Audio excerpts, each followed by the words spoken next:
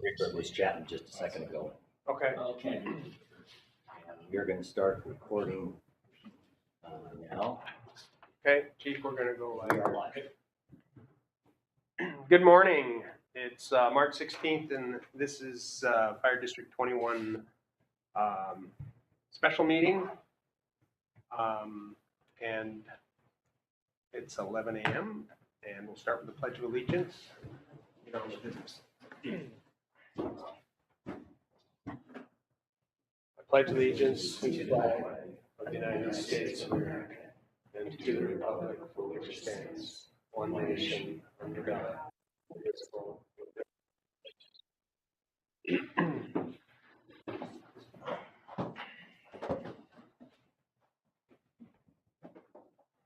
roll call. Bruce Ansell. Kimberly McMurray. John Crawford. Thank you, Matt. John Arnolds. Sean Ward. All right. Any public comment today? All right. We will jump into our presentation here in a minute, but we've got the Volunteer Pension Board meeting minutes to approve, so I'll open that meeting at 11:01. The January 23rd minutes, is there a motion to approve those minutes? So moved. Any discussion? All in favor? Aye. It's unanimous. Chief, anything else for the pension? All right, with that, I will adjourn the pension board meeting at 11:02 and open the regular Board of Commissioners meeting. And today we are fortunate to have Mr. Jim Nelson from D.A. Davidson to help us understand bond financing specifically, but I heard your presentation in Spokane at the Commissioners Conference and was extremely impressed, not only with the information you had, but your guys' track record and the number of districts and departments that you've represented, and felt that it would be beneficial for our board to hear from what I would consider an expert in the field. So welcome, and I'll turn the floor over to you. Thank you, Bruce. Yeah. I don't know how to follow that introduction. This is a good spot to stand. And so, yeah, I'm a bond underwriter, financial consultant. We work with a large number of fire districts trying to help you plan for bond financings, whether it's a non-voted bond or a voted bond, and then also to look at your long-term plan. So I'll give you some suggestions today and hear what your plans are and then give you the options. I think some of the audience get copies. Don't worry, no one's going to be tested on this information. If you turn to page 2, again, it's just a quick overview on the process. Once we learn about your needs, present the options, then we work aggressively to get you the lowest interest rate and prepare you for the bond market. So one option is a public bond sale that's rated, and then the bonds are marketed and sold to investors like banks, insurance companies, individual investors. The other option is we would orchestrate an RFP that goes out to about 35 banks and then specifying the terms. A lot of banks will only do fixed interest rate for 15 years. There's a few that will do 20 years. There's one they'll fix it for 15 years. The last 5 years are variable. But what's nice about that bank is they'll make it prepayable anytime. So like one option that the Key Peninsula Pierce Fire 16 did is they acquired property a few years ago, financed it over 20 years, and it's prepayable anytime. Their plan is to go to the voters the next few years and then pay off that non-voted bond with a voted bond. So then it's not a burden on your current expense fund. When you issue bonds, then you must have a reasonable expectation to spend the bond proceeds in a 36-month period according to the IRS. So they're tax exempt, so you have certain rules you have to follow. And one of those is to spend the bond proceeds within 36 months from the date that you receive funds. The other rule is that only the bond monies can only be used for capital improvement purposes. So one thing to think about too is if you're going to be spending cash now before you issue bonds on what we call hard costs, capital costs. So if you're going to be acquiring equipment and other things, you want to have the ability to possibly reimburse that cash for a future bond, then we would direct you to contact a bond attorney. They would prepare a simple 3-page reimbursement resolution, and then the commissioners approve that. And so it doesn't commit you have to issue bonds in the future, but it gives you that flexibility. Because if you, basically write the check, it goes out the door, 60 days expire, then you've lost that opportunity. So it used to be, we're always preaching that message, but it used to be years ago, a fire district would find that perfect piece of property for a future station, jump out there, pay, whatever the amount is, 500,000, $1 million, then they call me up a few years later and they say, okay, we're ready to move forward on the new station. By the way, we want to replenish, pay ourselves back. And if they didn't have a reimbursement resolution, then they lost that opportunity. So just clarification, the resolution has to be done within 60 days, but then the window is open for long-term? It is, yeah. And then it would specify it. The bond attorney would help you. So whenever you do a financing, there's what we call a bond attorney, bond counsel. So your district counsel can't do it because it's such a specialized field. They're going to give an opinion. They're going to make sure you do all the correct legal steps. I know as a bond underwriter, we only get paid if and when the bonds are issued. So we're not charging an hourly fee. And then after the financing, you can call us up and, we can provide assistance and answer questions. So all those costs are rolled into the bond. And in this current market, there's what we call an original issue premium. The interest rate set slightly higher than the yield. And so if you're doing a voted bond, say for $10 million, then you receive $10 million in the construction fund. All the costs are built into the interest rate. If we turn to slide 3, so basically your types of bonds, you can do a non-voted bond, and you'll see in a second on what your non-voted debt capacity is. The longest a fire district can finance a project for is 20 years. And so one has to be careful on that because, non-voted debt capacity, just because you have it doesn't necessarily mean you can afford to use it. It's sort of like a credit card capacity. The most secure bond is a voter-approved bond. It's a special excess levy. It's not counted against your regular levy. There is a local improvement district option if you had a particular, say, neighborhood or circumstance where only that group is going to benefit from, say, a new fire station, then you might consider a local improvement district. We've only seen a handful done in the history of the state.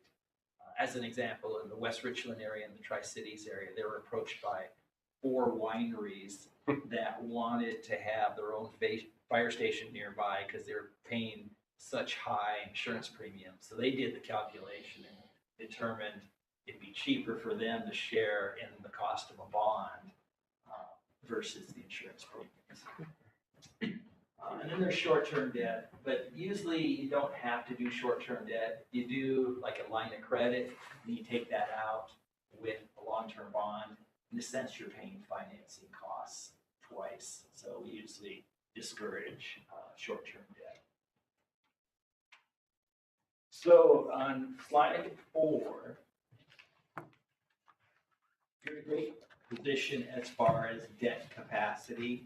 Right now, your non-voted debt capacity is approximately 29 million, but again, would have to be secured by the current expense fund, and that's probably too much for you to take that on.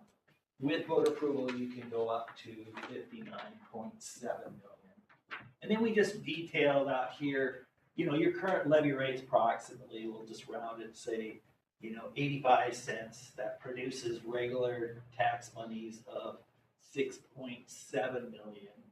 If you considered a levy lid lift and went up to $1, then you'd be at $7,964,000. $1.25, you're at $9,955,000. $1.50, the max, you're at 11,946,000.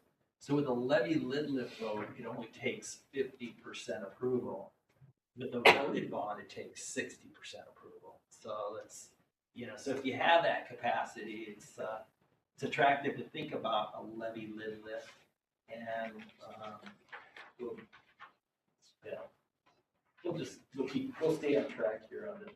So when you're looking at all this, you're looking at your tax rate planning. What are your future adds to staff, capital improvement plans, available debt capacity?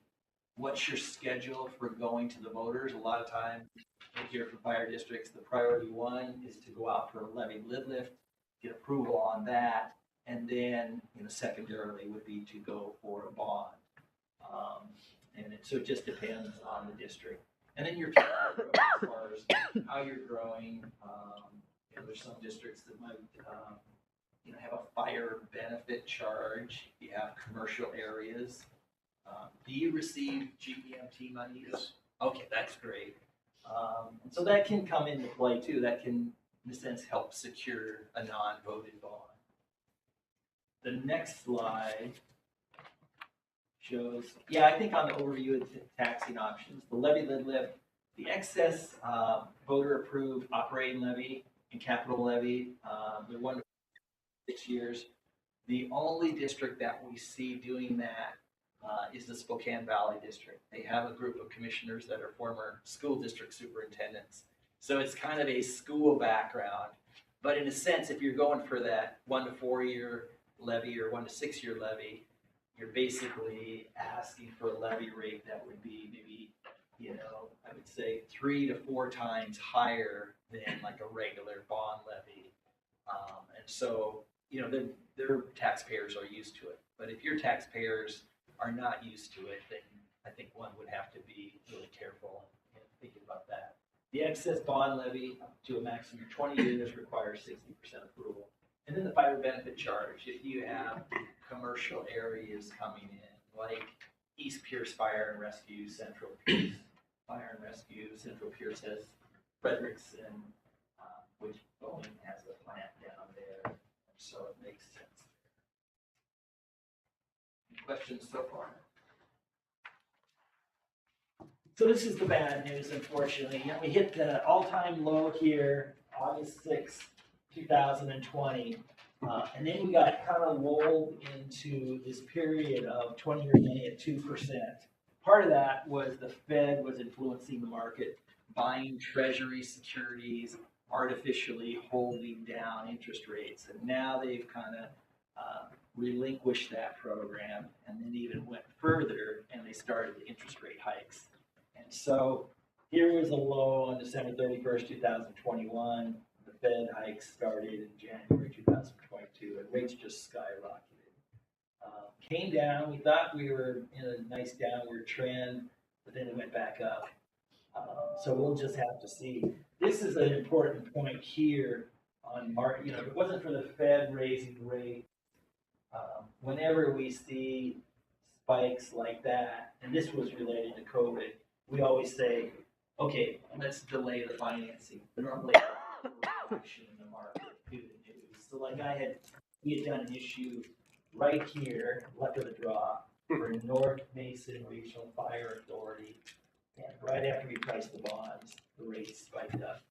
We had a competing firm, and then I was talking with North County Regional Fire Authority in Stanwood. They have a really successful training center, which is interesting if you're thinking about it, because they feel they'll actually make money on it and more than cover their debt.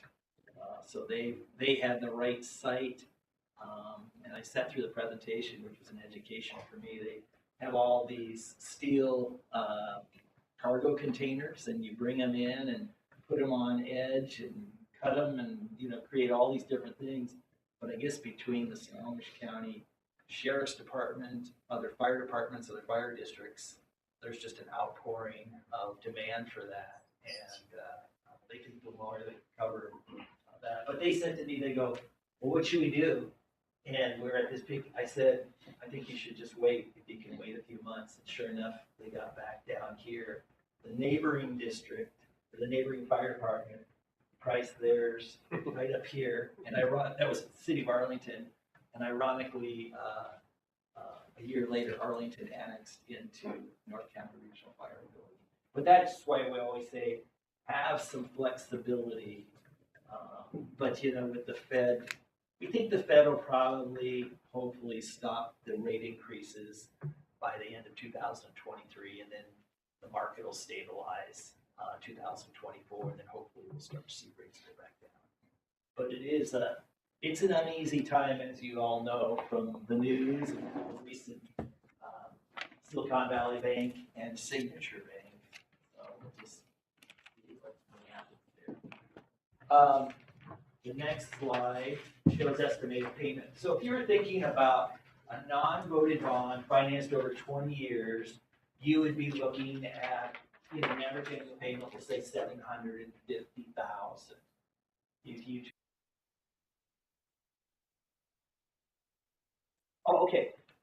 you're looking to fund $10 million over 20 years, your average annual payment out of the current expense fund would be about $750,000 a year.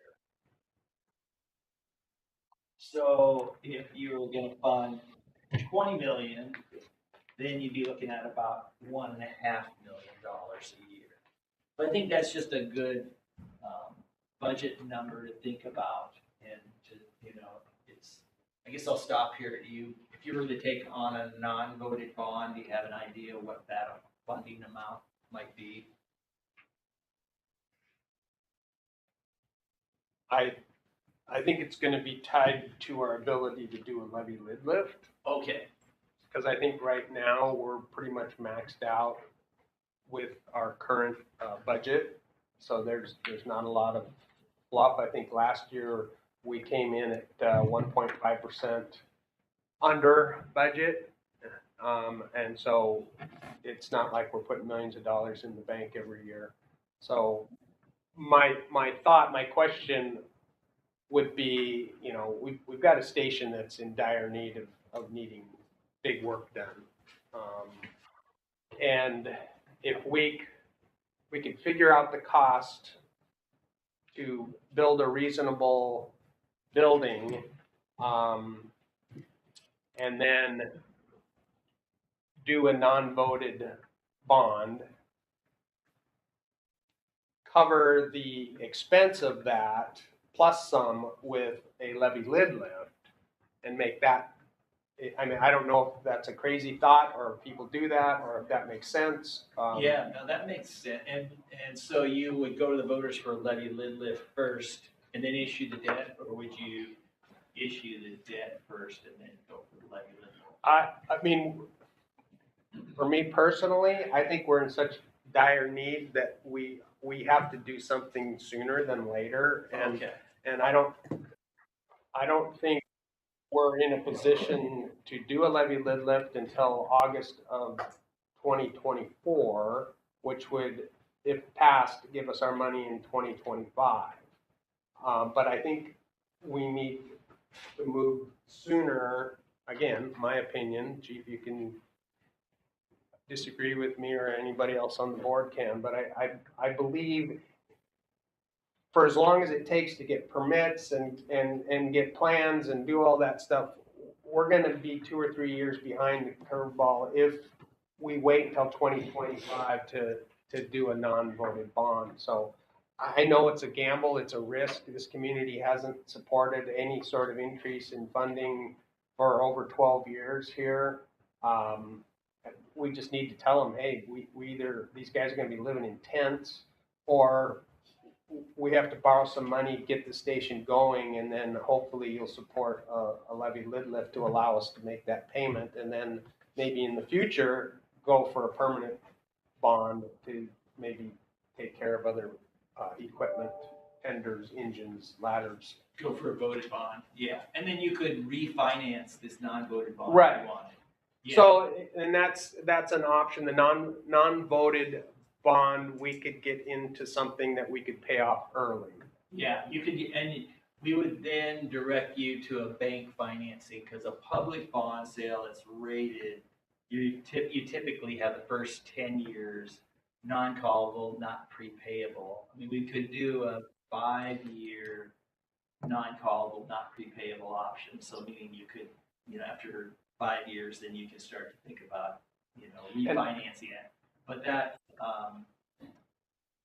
the bank is that it's prepayable anytime, so it gives you more flexibility. And what are the interest rates on those options, 5, 10, or the bank? Are they all Yeah. similar, or are you The paying? bank rates are gonna be a little bit higher. I don't think I brought those, but maybe 0.5% higher, 0.75% higher. But you get the beauty of prepaying it at any time. So for Key Peninsula Fire, Pierce Fire 16, they acquired 2 pieces of property down in, I think it's called Key Bay area, and they're planning to go to the voters to build a new station, I think a training center. So once we heard that, then we orchestrated RFP, sent it out to 35 banks, and then specified that the preference is to work with a bank that will offer prepayable option with no prepayment penalty. And so the bank they chose, that bank fixed the interest rate for the first 15 years. The last 5 years are variable, but it'll work out just fine because probably within the next 5 years, they're going to be going to the voters, assuming voter approval. Then they'll pay off that non-voted bond with a voted bond. That'll become a special excess levy. It's not subject to the $1.50 limitation. And so then that frees up the pressure on their current expense fund. And so some of this and we'll talk more here, some of it kind of is looking at, okay, levy lid lift, what's the impact, voted bond, and then how does it work with your long-term goals? But I like your idea because then what happens is you build that new station, it kind of rallies the community. They're seeing, these improvements, and then you go back for a voted bond and then talk about district-wide improvements.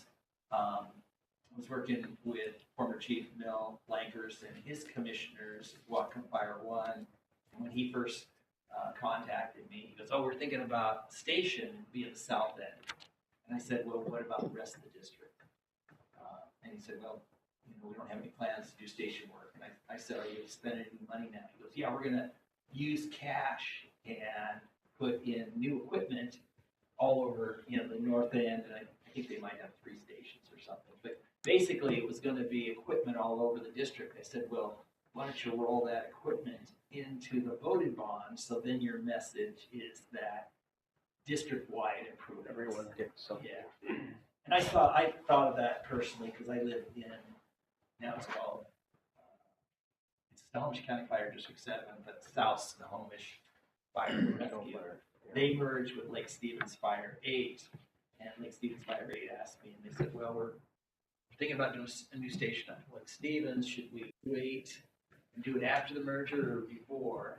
And so I said, "Well, I'm a taxpayer. It's not Fire 7." And I said, "I think you'll have a tough time getting voter support from the south end if all the benefits are going to the north end." So I think that's always interesting too to think about when you think about equipment and if you're spending cash now.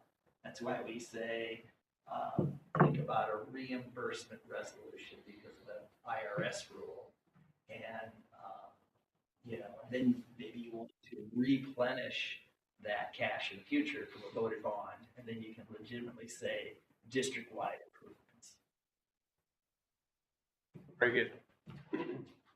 Yeah, and then, if I was in your shoes, I like the idea of a 20-year financing. You're spreading those payments out.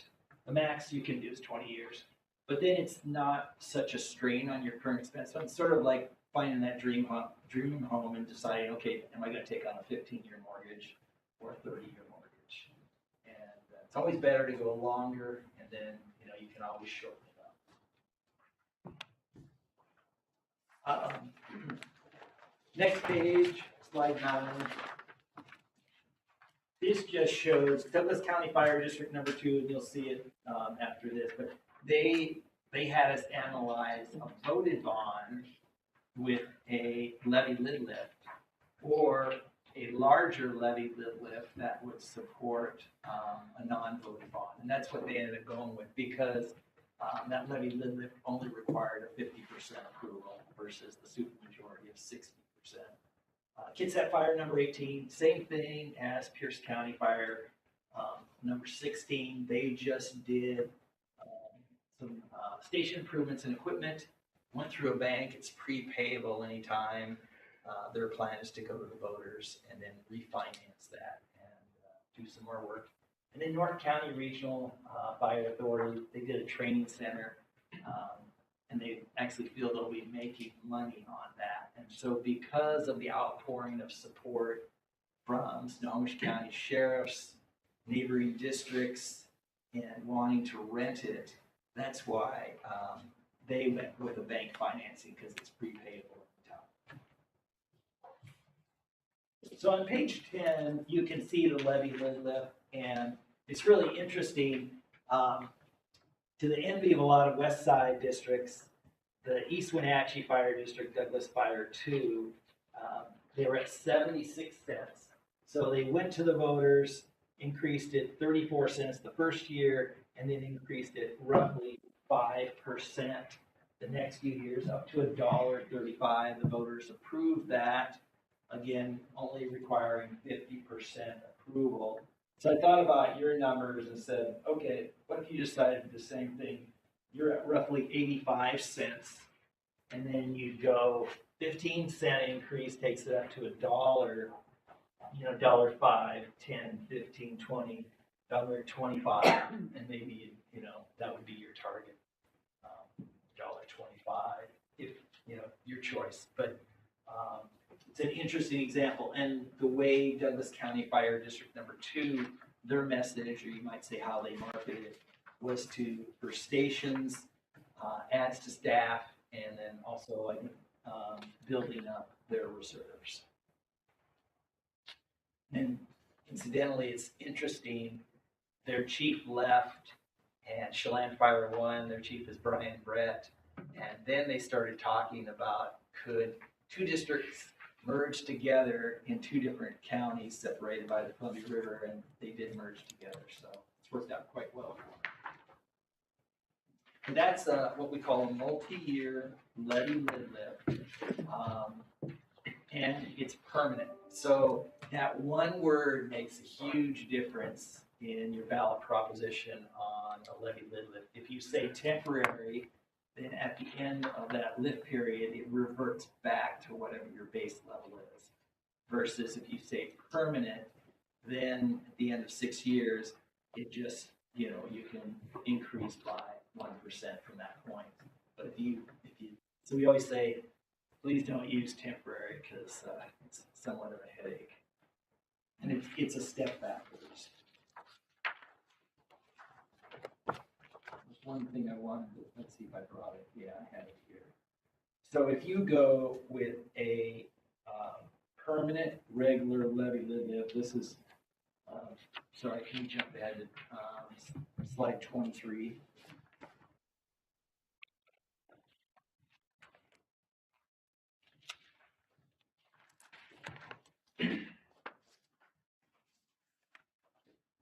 I like to go out of order at times. Keeps things interesting. So 2 to 6 years, only August or November ballot, simple majority, 50% or greater. Here's a permanent 1 year. You can do any election, but that's the only catch on the permanent multi-year levy lit lift, is you can only go in August or November. Ideally, you would want to go to the voters, say, April, August, or November of 2024. If you wait until 2025, then as far as, and it's, the validation isn't required for a levy lit lift, but for a bond, it is. And so just to make you aware that if all of a sudden you decided to go for a voted bond, you wouldn't want to, it would be more of an uphill battle if you waited until 2025. Because now you have to validate off of the president. It's always the previous year's November election. Right. Well, presidential election is going to be in November 2024. There's going to be a huge turnout in a sense, you'll have more no voters coming out. And for some districts, it'll be a challenge to validate. So, yeah, I think, you know, if you're going to the voters, 2024 is probably better to do that than 2025.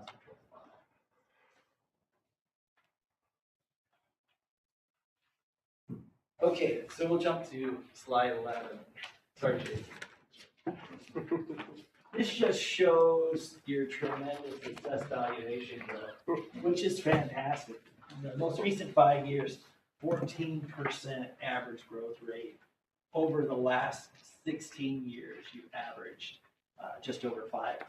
So that's really impressive for the district. And then the next slide shows voted bonds ranging from 10 million to 25 million, levy rate of like 6.7 cents to just under 17 cents. And if you look at let's say a $500,000 home, you know, like 20 million, that would be an annual increase of $67 a year, monthly increase of $5.61. These bonds are all structured with an assumed growth rate. It's very common in Washington. Cities, school districts, fire districts all do that. And so we assume a growth rate of, say, 4% per year for the next 20 years. That's your AV growth rate? Yeah, yeah. And what that does is it's the idea of growth, paying for growth. Your payments start out a little bit lower, and then they basically increase at 4% per year. If all of a sudden we hit God forbid, another 2008, 2009 economy, and didn't grow that at that rate or level, you don't have to make up the difference. It's more of a public relations issue. Like you wouldn't want to all of a sudden assume a 15% annual growth rate just to lower your levy rate and get voter support, because you'd be setting yourself up for criticism. But we feel that 4% is still a fairly conservative growth rate, and your history supports it. But I mean, it's, you know, easy for me to say, but in my world, those are reasonable requests that are low levy rates, below 25 cents. We've seen other districts go out for 40, 50 cents. We've seen some municipalities that are going out for like $1 per thousand. And so it's just a different time now, more competition for the taxpayer dollar. So you really have to think that whatever you do, you want to start the voter education process, we say at least 9 to 12 months before the election date that you select. Just any questions so far? Next slide shows just some examples of both the approved bonds. East Pierce Fire and Rescue, so far they have the bragging rights of being the largest one at 80 million.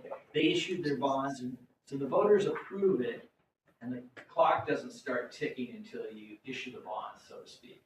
So they issued the first series, financed 40 million in December of 2018, and then they just issued the second series in the summer of 2022 for 40 million.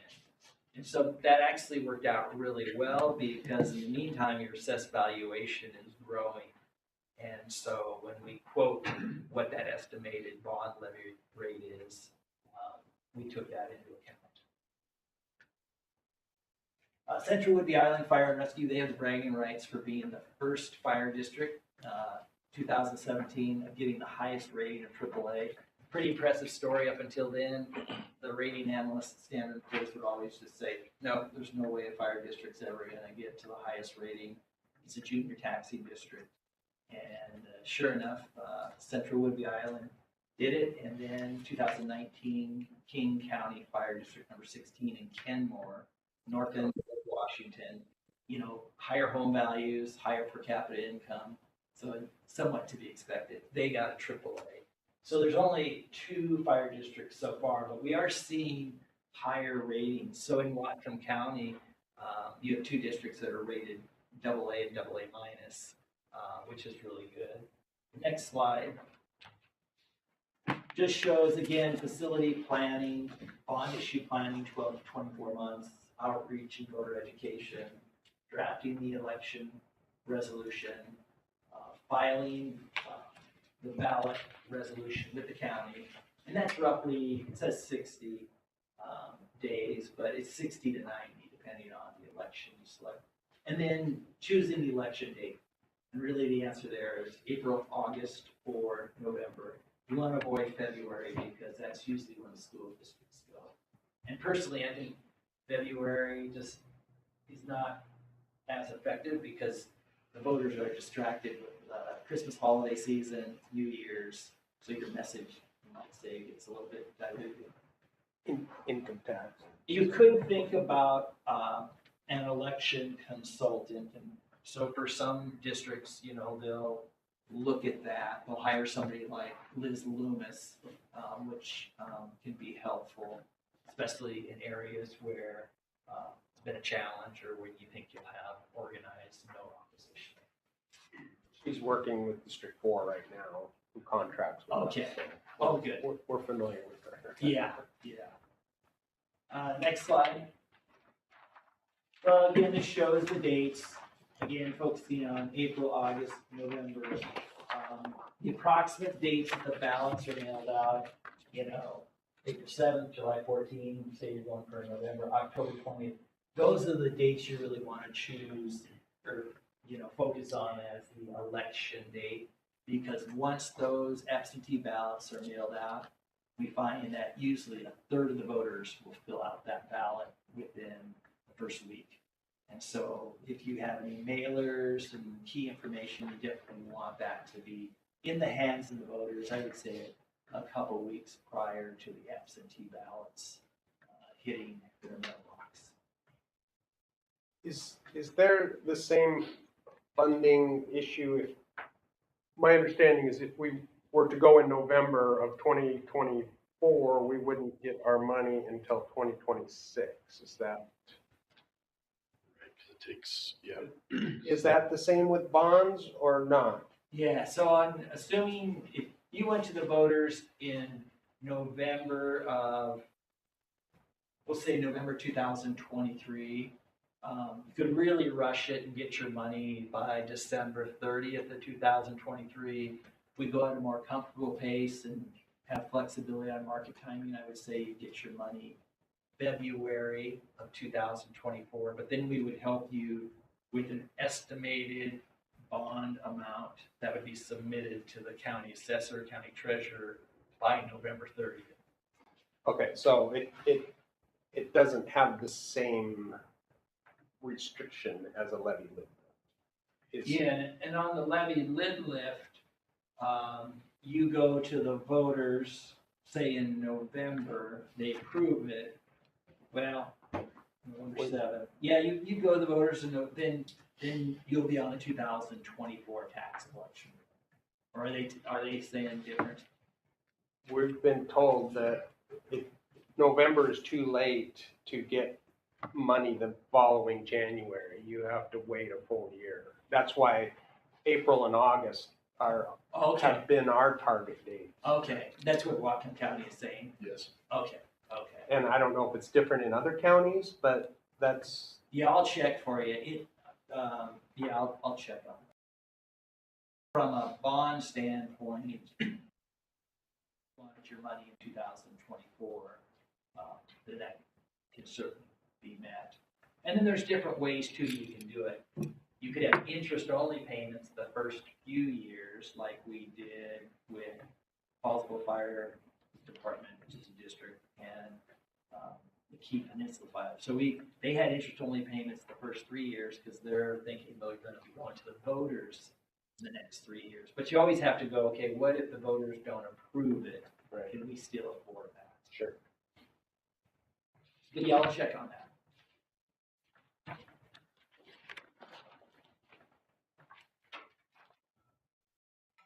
Slide 16. There you go. So yeah, we feel that, based on comparables, you would be in the high investment grade category, say AA, AA minus, possibly higher.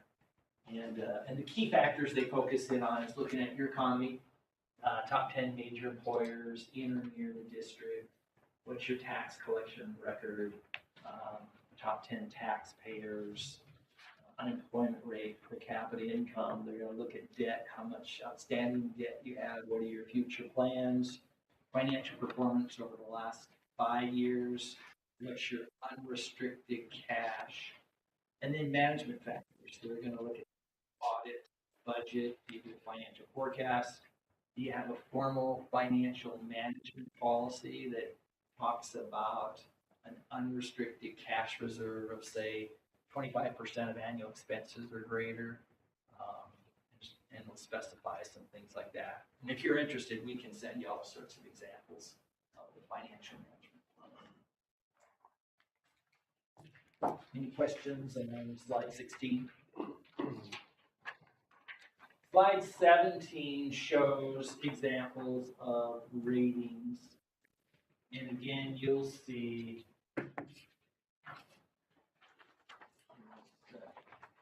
Fair. oh, so here's South Whatcom Fire, AA minus, Whatcom Fire 7 with Chief Hoffman, AA. So those are great ratings. There's Central Woodby Island Fire and Rescue AAA, King Fires. I think my arrow's off for some reason. One up. King Fire 16 AAA. But there's a lot of fire districts in the state of Washington that are rated, higher than normal compared to other states.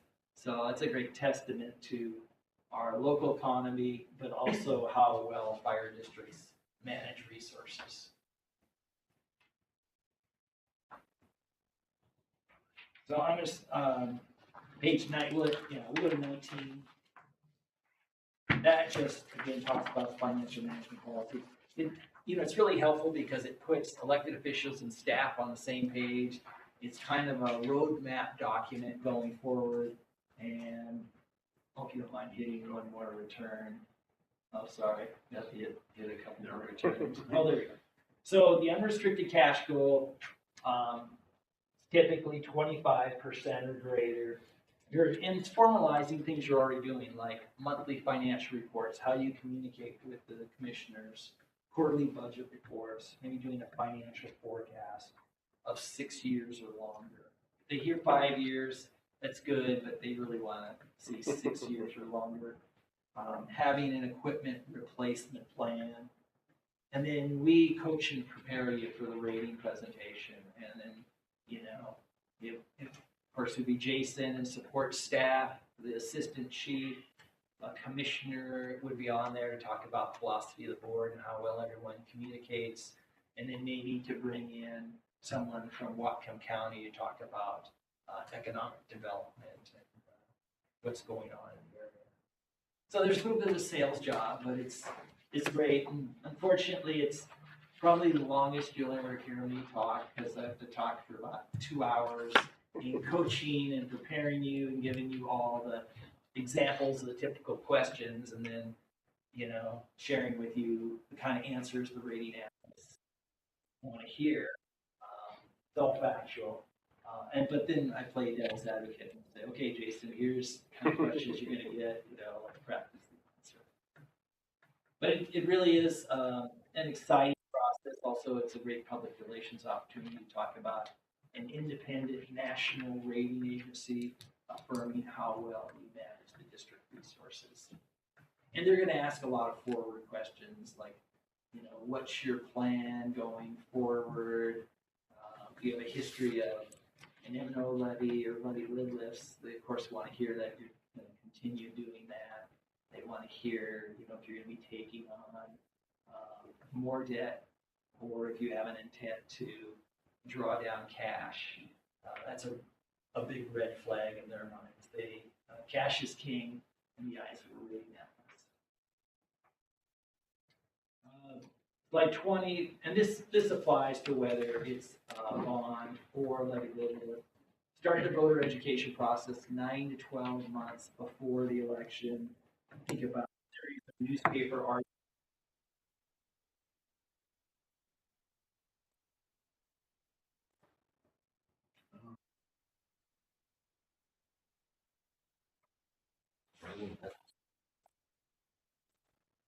Nothing's Here, how's this?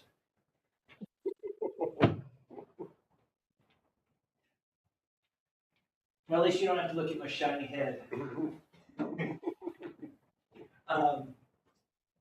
So statements of support from community representatives, factual information on the district's website, use of videos, open house and fire station, possibly doorbelling by the volunteers. So the district can put out factual information, but they can't put out persuasive yes vote information. That would have to be done by a volunteer election committee. So sometimes we'll see a sequence of events as you'll do a community survey. You might have a group you can, tap into, like a citizen advisory committee. But that should be something you're thinking about now if you're going to be going to voters, is that you'll need this group of volunteers, and they're going to be the ones that actively ask for the yes vote. But the district can put out factual information on your website. You can use district resources and do a mailer as long as it's factual. Do you have an active newsletter that goes out? How often is that sent out? Once a month, Okay, that's great. So the We- public, but it's digital. oh, that's okay, yeah.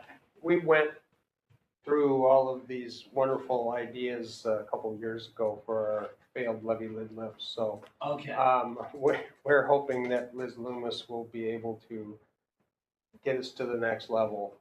yeah. So, very familiar with what we can say and not say, And she'll coach you on your website and things like that.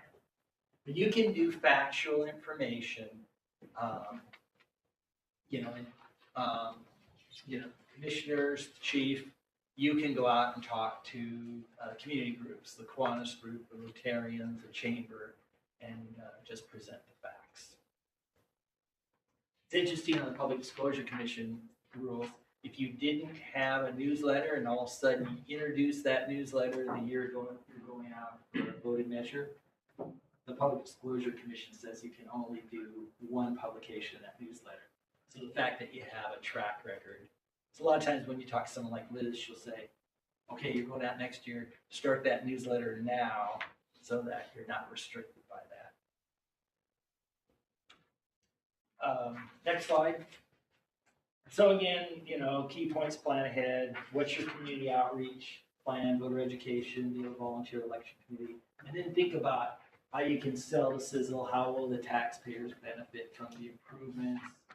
You look at a new station, could that possibly lower homeowners' insurance premiums? Could it lower response times? Maybe you'll have a community meeting room, at that new station. So all those things are beneficial. And I'll stop there. There's more reading, but some of that you can read on your own. Slide 27 through 31 is helpful, just kind of on grassroots messaging. And then there's some factual information brochures. And then slides 37 through 40, I call that bedtime reading. Just my background.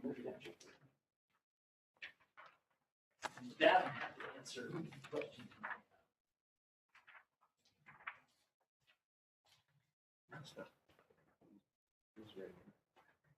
Someone read it?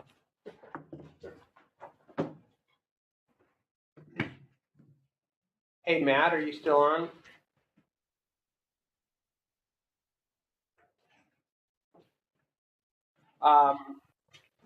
So we'll make sure that you get one of these wonderful pamphlets. If you're nice, I could even drop by today, but I won't. All right, I'll text you when we're done. Any specific questions you have since?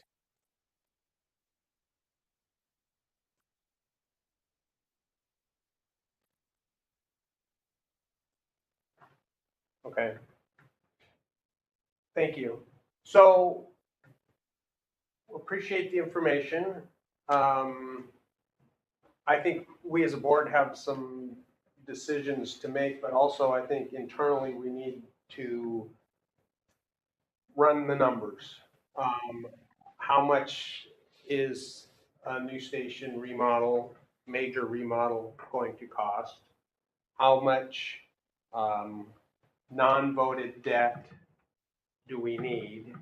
Is it 5 million, 10 million, 15 million, 20 million? Yeah. And then how much do we need for a regular operating levy rate, right? I mean, right now, we're just barely getting by at 86 cents. So if we took out all capital stuff, just did operations only, what's the levy rate need to be for that? Yeah. And then how much non-voted bond money do we realistically need?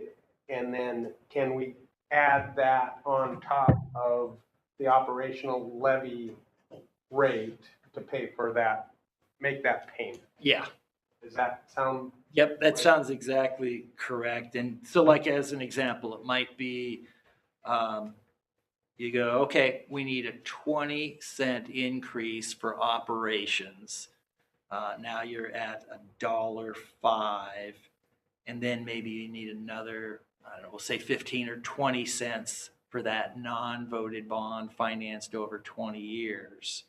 And then, you're looking at, $1.25, $1.30. Is that the way to go? And then I think the next thing would be,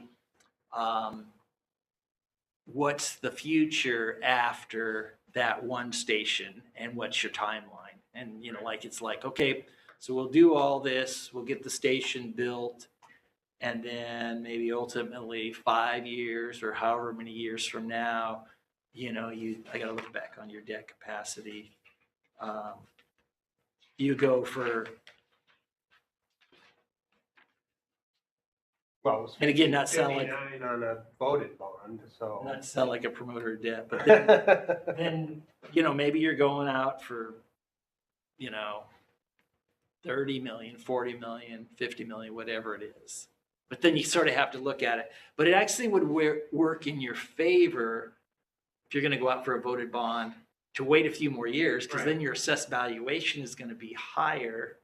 And that levy rate will be lower. Too. Usually the next question I get is, okay, what happens if we merge with another district?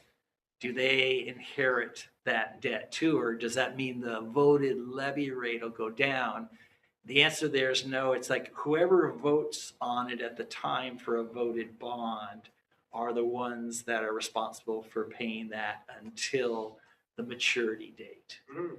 So sometimes I'm talking to one district in Snohomish County, and they're looking at a sizable bond, but they want to get a few more cities to annex into their district, and then their assessed valuation will be a lot higher, Spread it out a little. and that levy rate's going to drop I think by 10 cents or more, which is probably going to increase the chances that the voters will approve it. So it's kind of interesting when you look at all these long-term things, but yeah, that would be something I think to talk to your architect and go, okay, this is what we need now. We would do it on a non-voted, but then we want to have the flexibility to, possibly pay that off with a voted bond.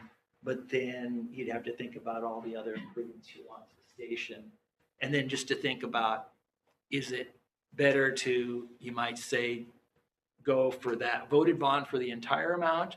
Or you might need to kind of break it apart and go, okay, let's ease the taxpayers, the voters into it. And like, let's say it's a combined need of 50 million, and you go, oh, it's just too much to put on the voters. So maybe the first one would be 30 million 5 years from now. And then 5 years later, maybe it's another, 30 million. Questions? No, it's a lot. Thank you so much for your presentation and a lot of very good, helpful information for us to move forward and what we need to do. Yeah, thank you. Definitely an eye opener. Yeah. Appreciate it.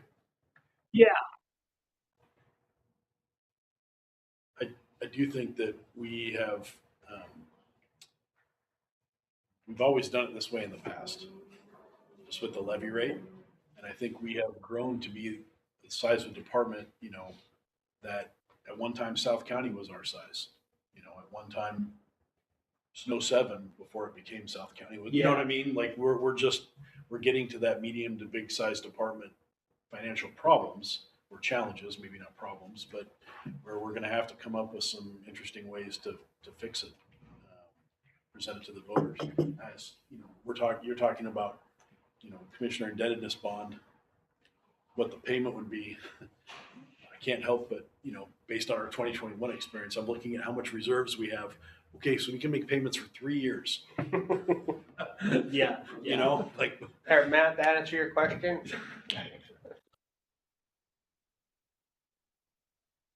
Yeah, so, what's the fallback position? What's our plan B if one thing works out and the other doesn't? Yeah. Looking at the voting history of, North Whatcom is multiple districts combined. When North Whatcom came together, there was 4 things in 2 districts. Each district that came together had 2 things on the ballot. One was, do we want to form North Whatcom? And the other was a levy rate increase to $1.50. Both voted to form North Whatcom.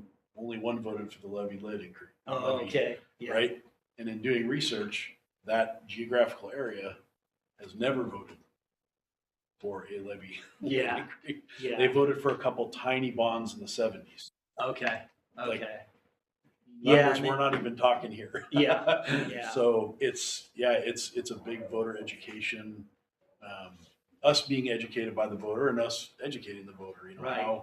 How can we make them comfortable with us talking about these huge numbers? Yeah.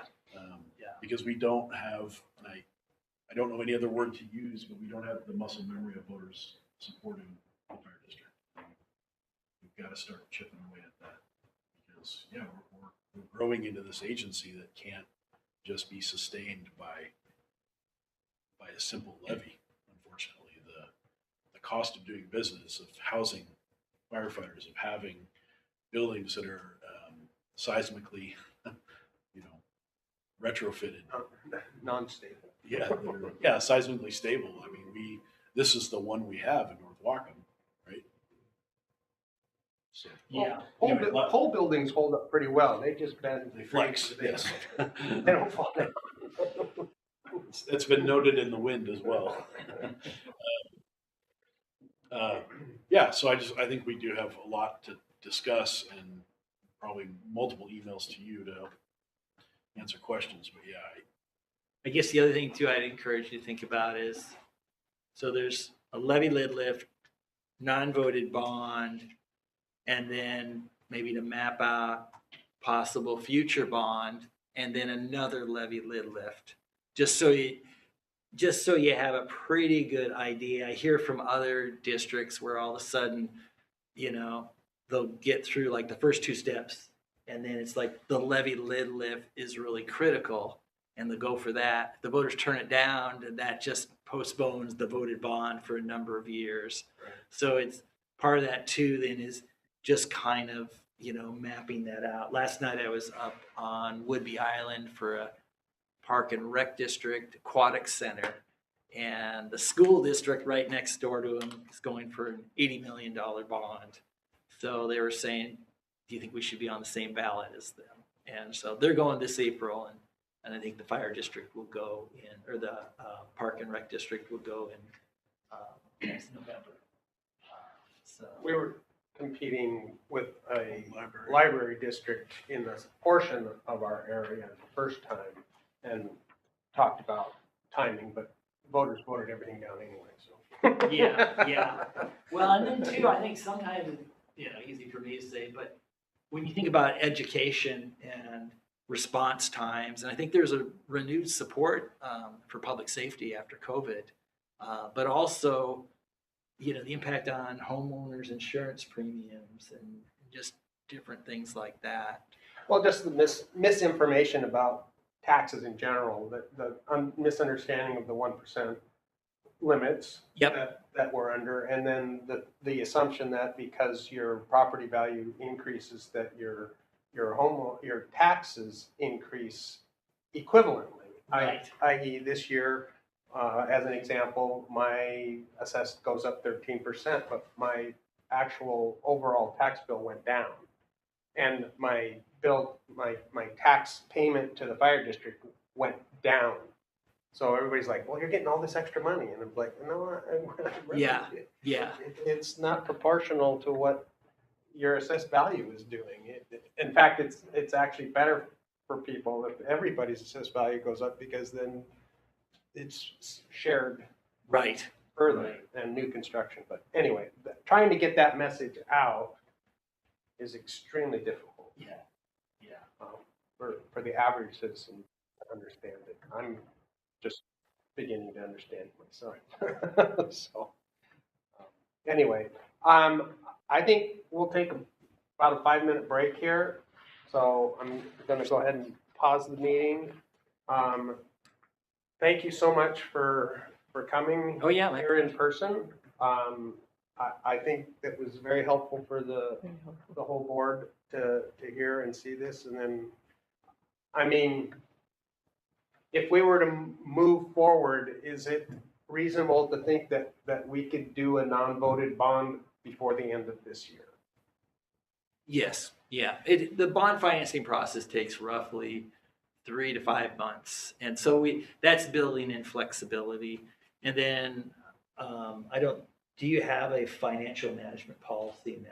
No, we would, not like what you were discussing. Yeah. We would need to. And I can send you some examples, but that all goes pretty quick, and the commissioners would approve that.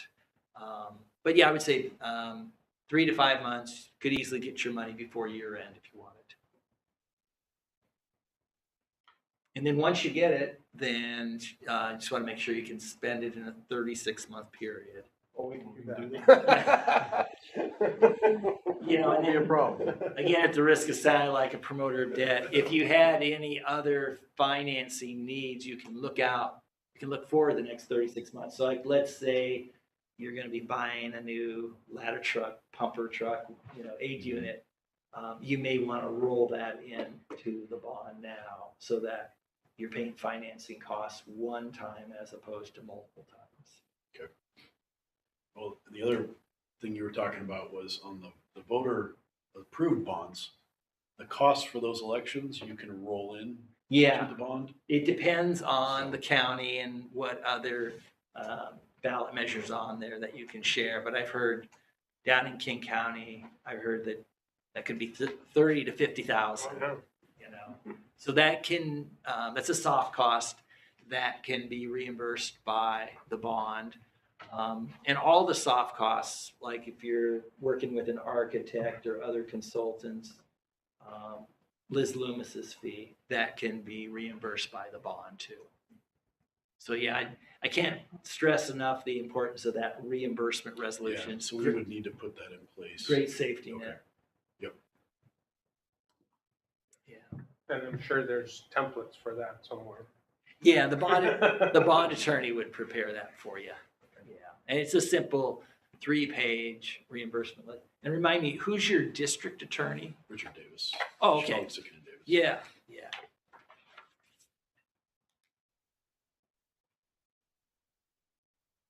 Good questions. We have a lot of questions. We have definitely more questions than answers, but your expertise is much appreciated, and I know that we will be calling upon you for more information. Okay. Yeah. I'll be speaking at the Fire Chiefs Conference, All right, we'll see you there. election boot camp. So I speak, and then a bond attorney speaks. Perfect. Matt, did you have any more questions? Okay. Thank you. Perfect. Yeah. Thank you. Thank you. We're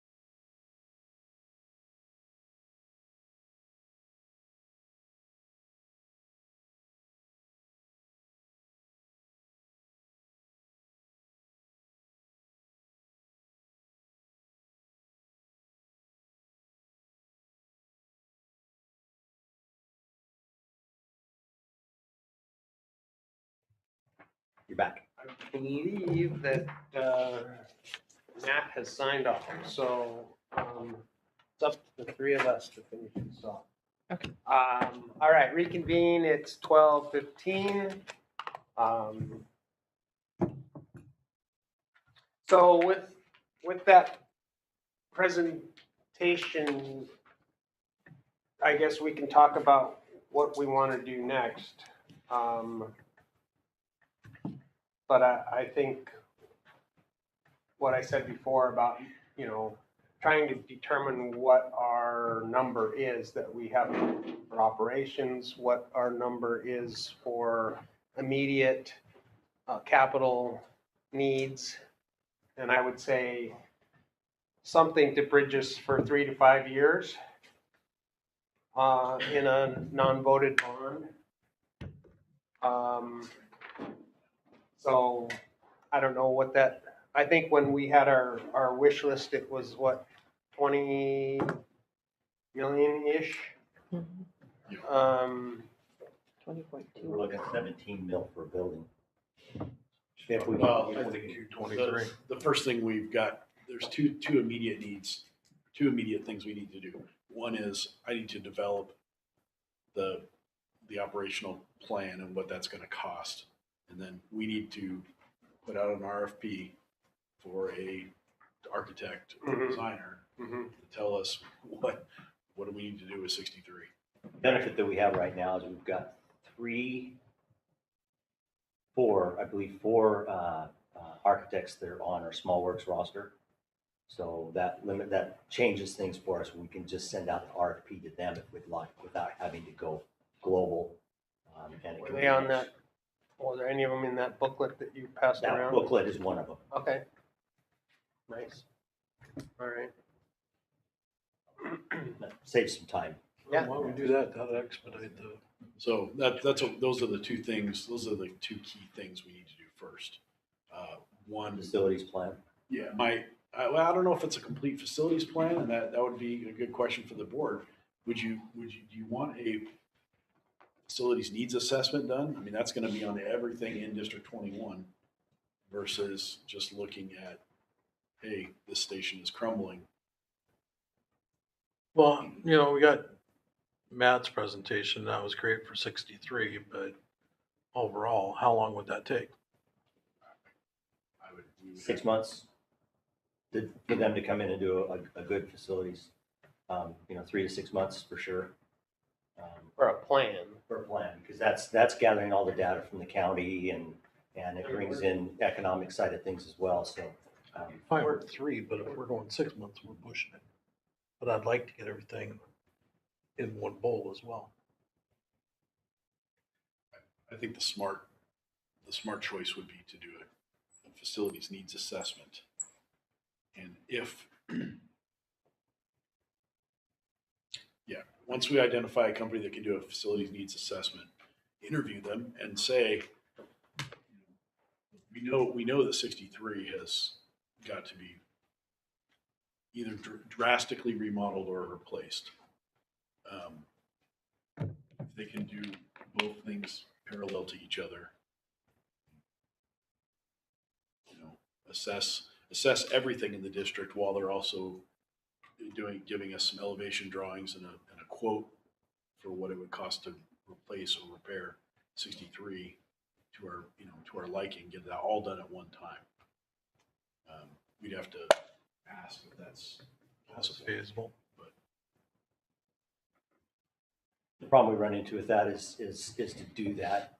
It's almost kind of like we did with Highline with Station 62. We have to kind of hire them for better words to come up with a plan and drawings and that for us to do so.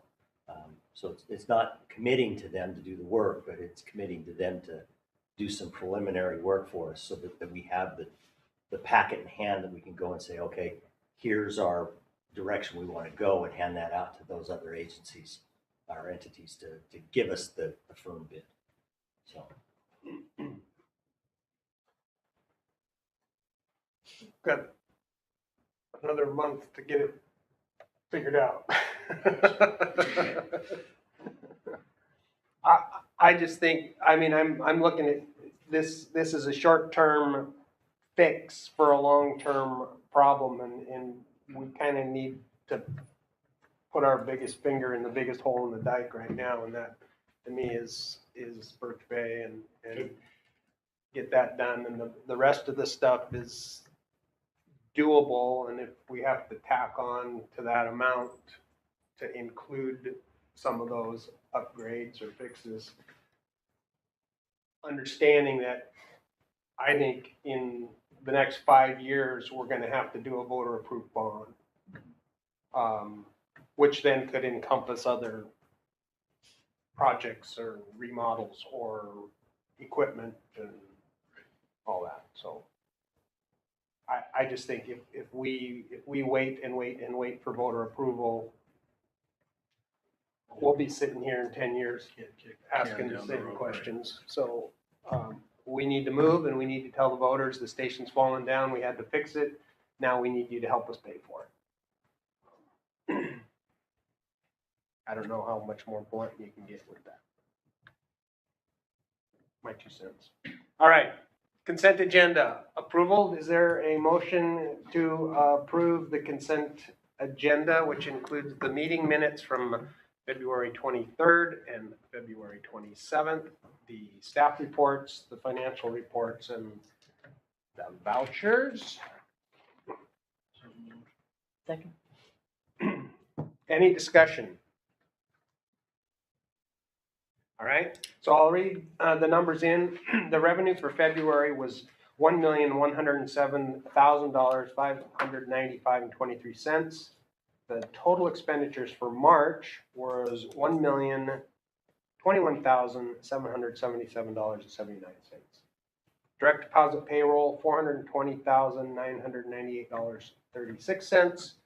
Payroll taxes, $100,147.07. Benefits vouchers, $223,920.40. Monthly expenditure voucher, $120,959.81. Capital projects apparatus, $155,672.29. Volunteer fund, $79.86. All in favor? Aye. It's unanimous, thank you. Commissioner meeting reports. Anyone go to any meetings? I went to the commissioners meeting. And basically, we've got some new equipment similar to what we have here. So we can do the Zoom broadcasting. That will be in effect, I believe, next meeting. Correct me if I'm wrong. We heard from Mike Hilly and give an explanation of why it takes so long to get GEMT money back to us. But basically, they had some problems in the finance department with retirements and such. Sorry, if I may, just the BLS reimbursement, not GEMT. Sorry. Thanks. What else was talked about? Now, the representatives are gonna get together. There's 7 of us that need to get together and schedule a date to go over policies and procedures. They haven't been updated since 2014, so it's gonna be a little bit of more than one meeting get together. So that's basically it.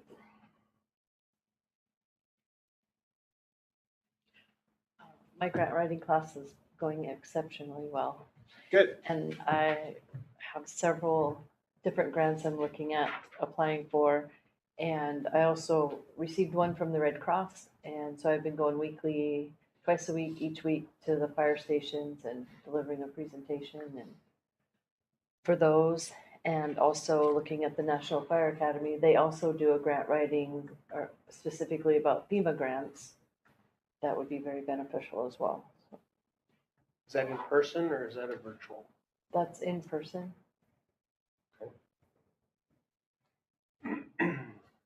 So I guess we as a board need to figure out your time and effort if we're going to be using you in this capacity, and maybe you and the chief can talk or whatever, but I think at the next meeting, it would be nice to have an understanding of how much time that takes and how we can reimburse you somehow for the efforts that you're putting into this versus us going out and hiring an FTE to do grant writing. So,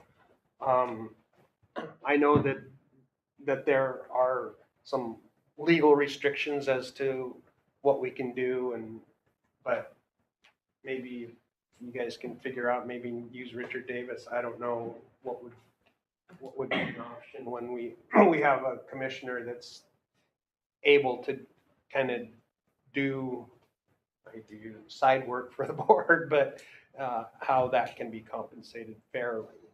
Okay. Because I know it takes a lot of time. It does take a lot of time. And some of the grants have allowances that you can include that in the grant money as well. Okay? Kind of like the bonds. Yeah. Perfect. So maybe if for next meeting, you could come up with a Okay. presentation or thoughts or proposal. I'm probably gonna go to that 42nd district meeting on Saturday.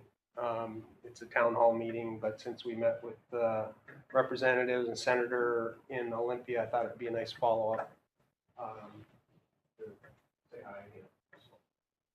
Local 106. Afternoon. A couple things. We just pinned Lieutenant Mulrooney and Lieutenant Holstein. So again, to see them, congratulate them. Still have the 5 in academy. They will be coming back in April, which will be nice to get some more boots on the ground. Lieutenant Byrie will be retiring at the end of this month. I think there is a party at Station 12. He doesn't want to Or sorry, a get together for Lieutenant Byrie. Drop in. So hopefully we can see people there. And then we've had a lot of fires lately, so I want to again thank the tender support group for all their efforts. And we are working on doing a pizza party at one of their trainings. So we'll let you guys know if you guys want to come attend as well. That will be put on by our local to just show our appreciation to them. And I think that is all, unless you have any questions for me. No, I think that's a great idea. I'd love to go say hi to those guys. And, Yeah, please and let thank us them know. for all that they do, and it's hugely important to our ability to manage these incidents. So There was some talk at the commissioners meeting about our tender group. There's a huge problem in Whatcom County wide about volunteer retention. And they were gonna use our tender group as an example to kind of draw people in to volunteer.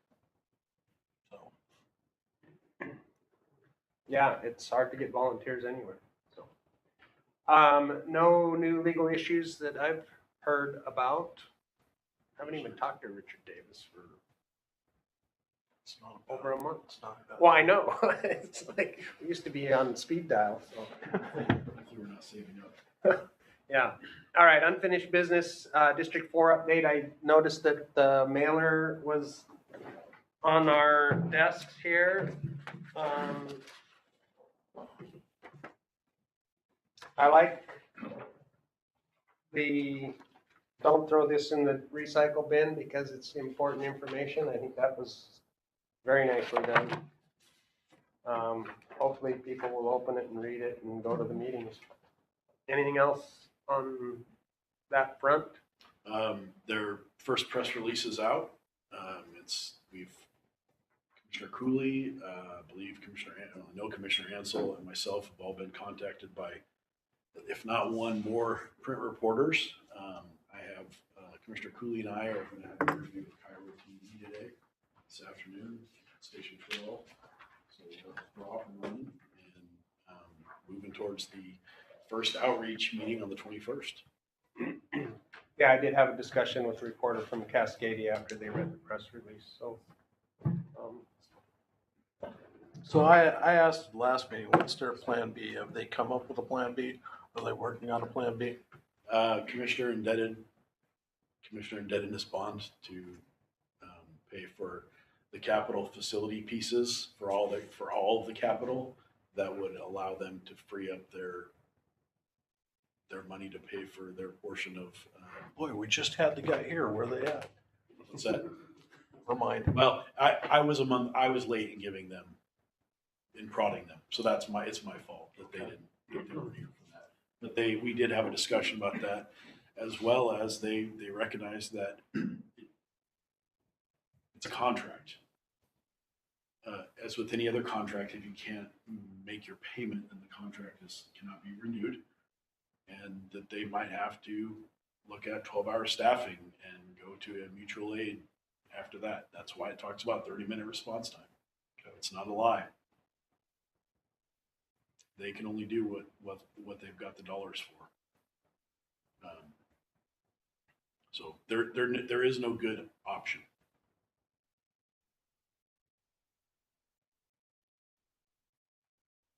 And I think the public needs to know that.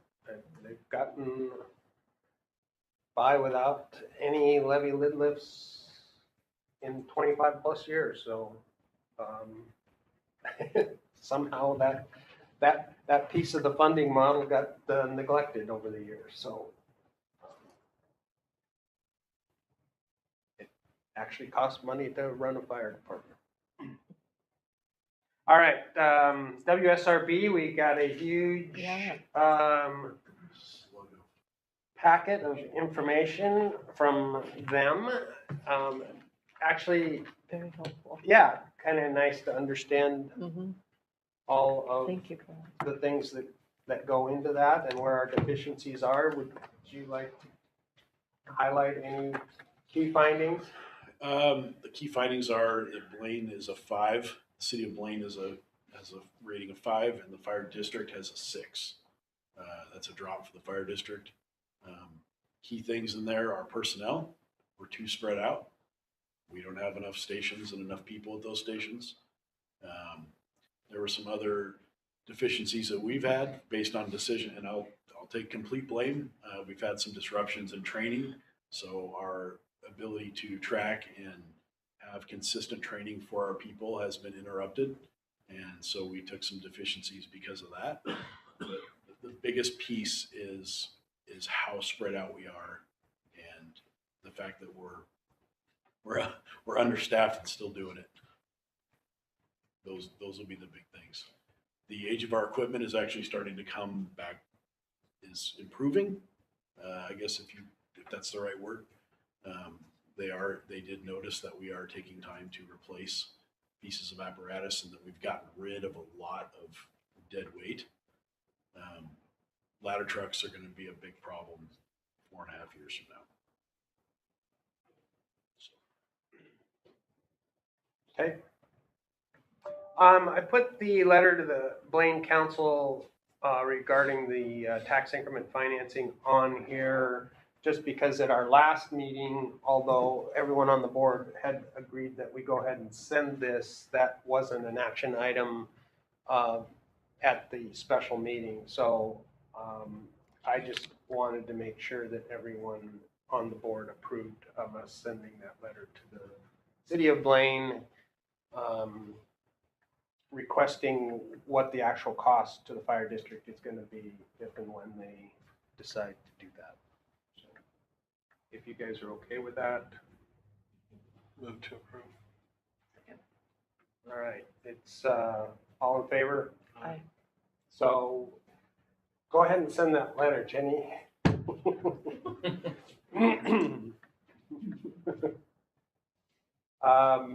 Any other unfinished business? New business. Chief Ward, you have a renovation bid approval request. Which one? This fortunately falls under the small works roster, so we're able to bypass a lot of the functionality of having to go out for major bids and spend a lot more time on it. I put a request into 3 of the vendors that responded back from our small works roster. Loophole Construction, Mosseri Construction, and Highline Construction. Obviously, Mosseri decided that they declined At one point, initially, he said he would be interested in it, and a large job came into their business and he had to decline. Rather difference in the costs for the two bids that we do have, Loophole and Highline. Highline is a large company that doesn't use a lot of small contractors to do work. So they basically themselves are doing all the work. So there's obviously going to be a little higher, whereas Loophole would be the main contractor, and then he uses subs to do the other work. So he's able to keep the costs down a little bit more in that respect.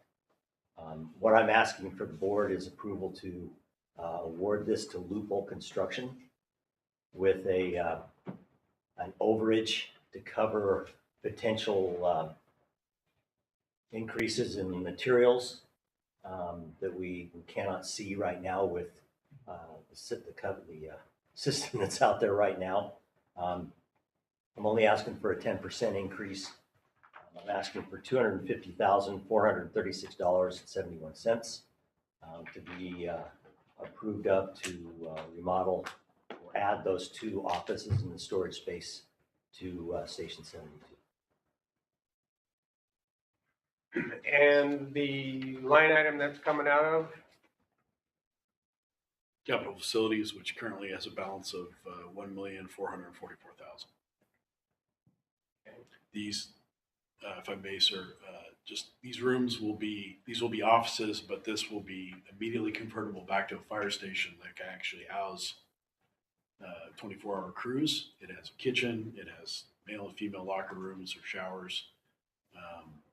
It'll have 3 bunk rooms. It'll have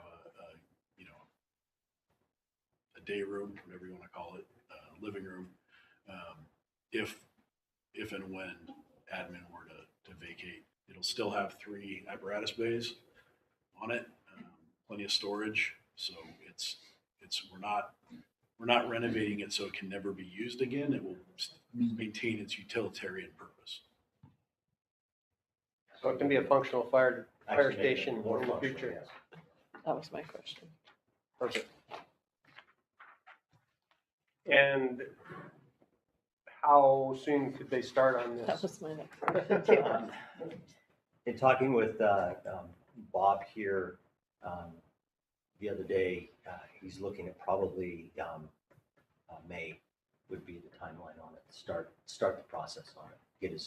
He's got his subs are already doing some other work, but getting them geared up and moving forward on things would be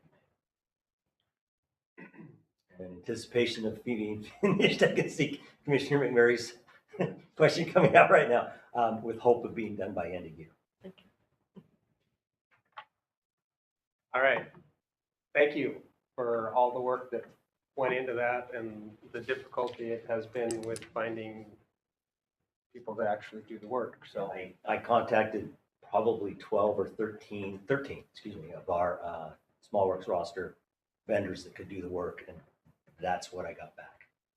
So it tells you the business in the county is still pretty heavy. Yep. All right, so there's a recommendation to approve the bid with the 10% overage for $250,000, $436.71 to be taken out of the capital facilities budget. Is there a motion to approve? Motion to approve. Any questions, further discussion? Thank you. All in favor? Aye. It's unanimous. Get going. Chief, you're gonna have your own office, finally.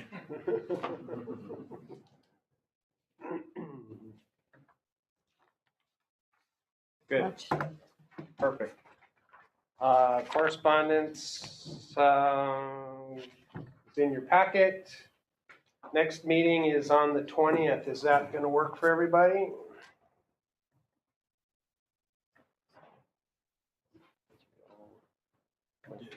My phone just went into the loft tomorrow.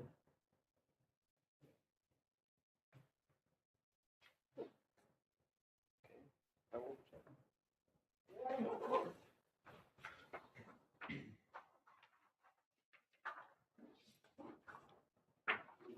Shut down the phone. That's all I do.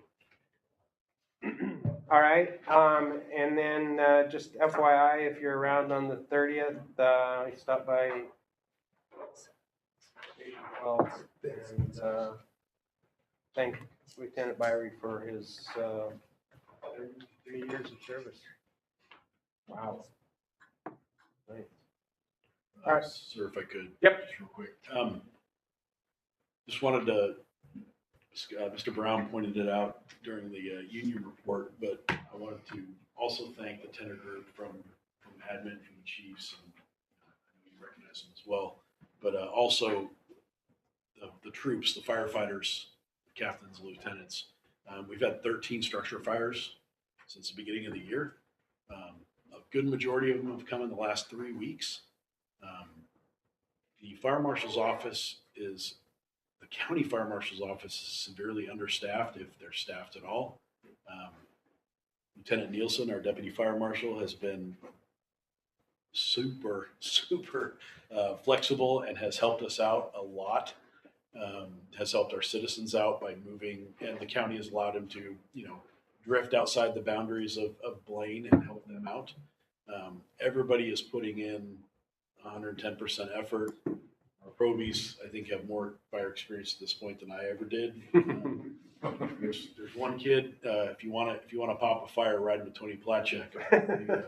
He gets one every shift. So I think his gear, we're gonna have to replace his gear just based on the number of exposures it's had. And we've done it with only 2 injuries, both minor. One, yes, was mine, but we had another firefighter that received a minor injury on a call.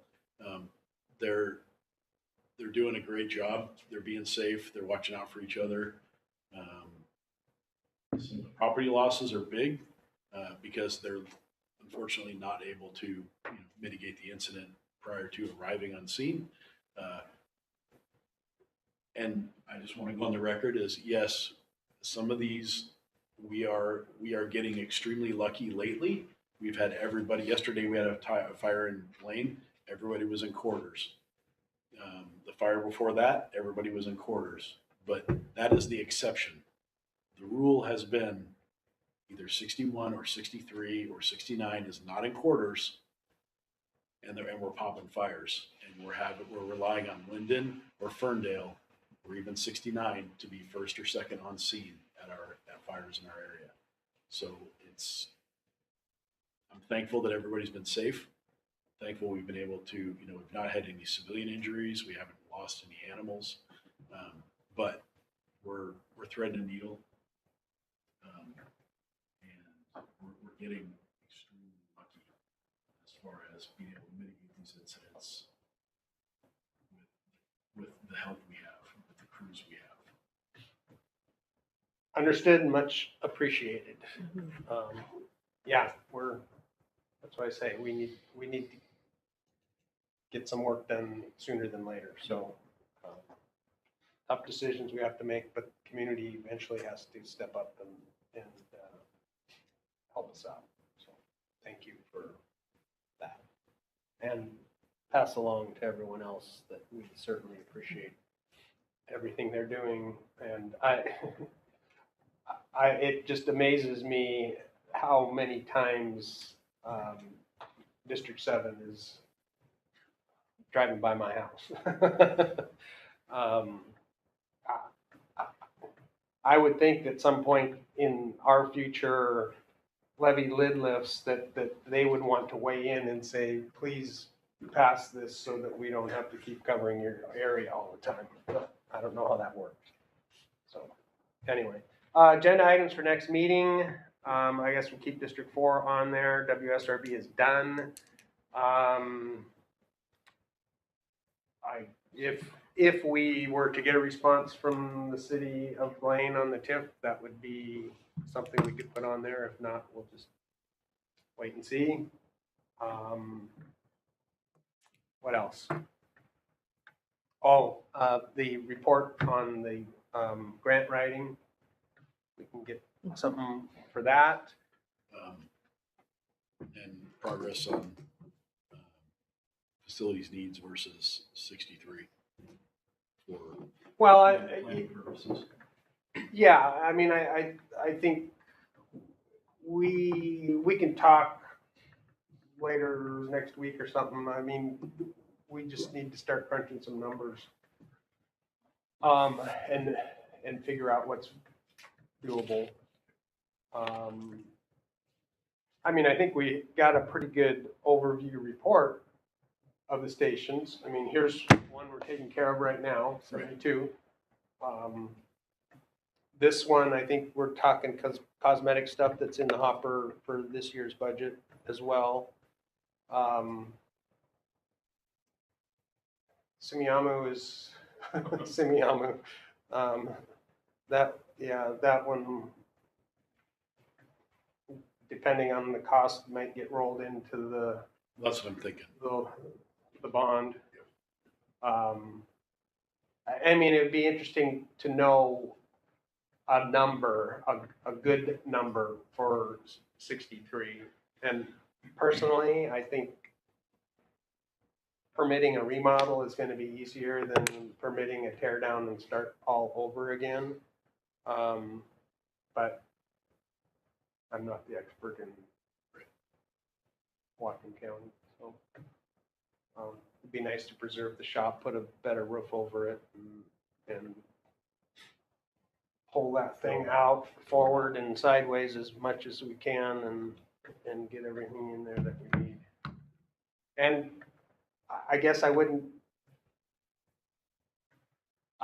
overlook the ability to go 2 stories. If you have a limited footprint, you could go up. It means bunk rooms are usually upstairs and you have to run downstairs for calls, but it's an option to just think about if we need more space. Because I think if the plan is to involve the community and have a community room that would take up a big chunk of that, maybe, bunk rooms need to go upstairs and still maintain some parking, right? Because if you push it all the way out to the street, people will be parking in front of the bay doors, and we don't want that. So, anyway, my 2 cents worth. Anything else?